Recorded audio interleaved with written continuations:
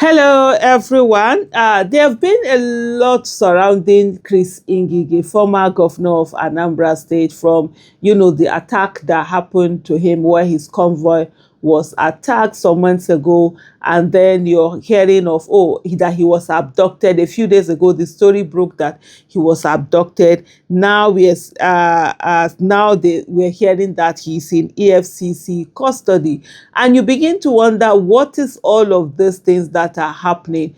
One of the things that really that says a lot about APC and its government, especially Tinubu's illegitimate government, is the way there's so much selectiveness when it comes to issues that says prosecution of corruption or whatever it is, and the way EFCC is being used as a weapon of oppression and suppression, rather than as an independent body that ought to be investigating corruption and financial crimes related issues, working for the betterment of the nation. It's almost as if it's a vendetta tool that is being used against a lot of people. Because why is, for example, Yaya Bello not being prosecuted? Why is Tinubu giving birthday messages to Yaya Bello that is being wanted by EFCC, even though he has now turned himself, for several months he was on the run, turned himself in, kissed the ring, and everything seems to be okay. Why is Ganduje not in EFCC? I mean, there are lots of people that can be part, whether it's including Ngige, all of them. Well, now you're seeing this selectiveness. Malemi is currently, also facing EFCC drama. Yes, get them, all of them, and all of that. But why this election? Why is it that those who now support you, all of a sudden they no longer have cases? We saw the issue of Okowa. We saw the issue of Okowa. Why is it that all of a sudden Okowa no longer has a case with EFCC, or nothing is being said about his own case?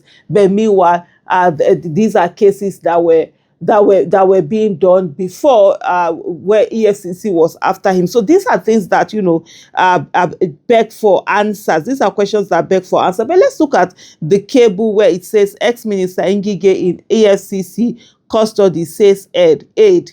Fred Chukwu Elobe, media aide to Chris Ngige, says the ex-governor of Anambra State is in the custody of the Economic and Financial Crimes Commission, EFCC. There were reports late Monday that Ngige had been kidnapped by unknown assailants.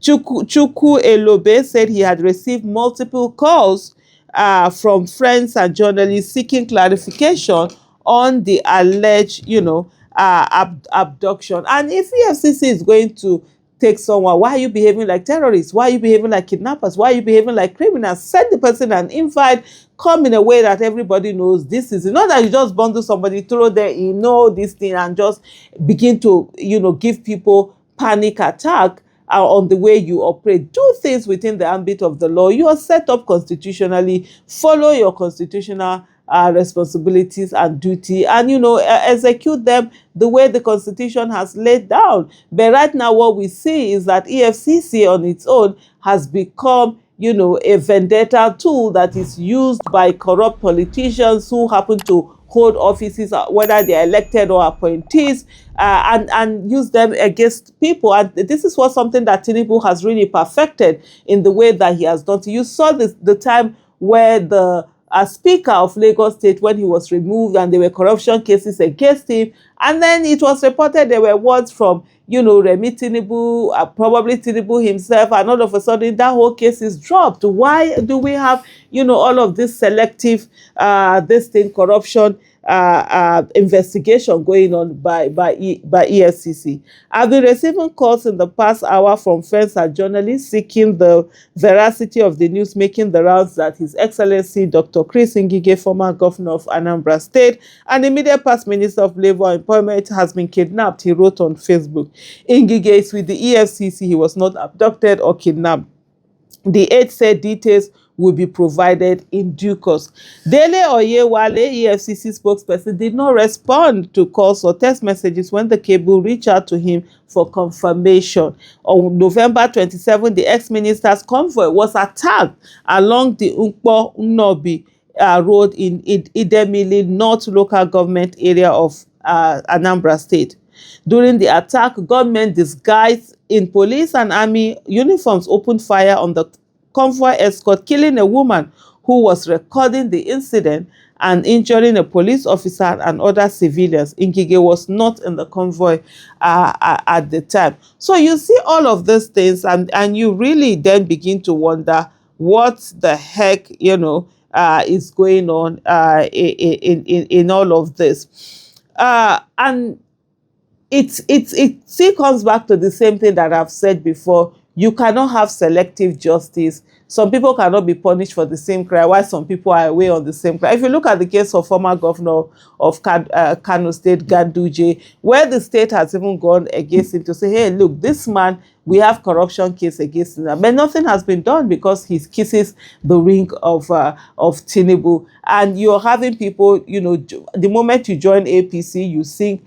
Tinubu's song and everything. All of a sudden, everything is forgotten, about you, all the things that you had done before, all the crime that you've done before. I think it was it not Adam Soshomole that said that your sins are forgotten the moment you join APC? And this has gotten to another new level where you are actually asked to worship, sing for, dance for, roll on the floor for Bola Ahmed Tinubu, the former governor of Lagos State. And it's really absurd, honestly, the way that EFCC has turned itself. When it comes to fighting, people in the universities and just doing all sorts of nonsense, you find EFCC there.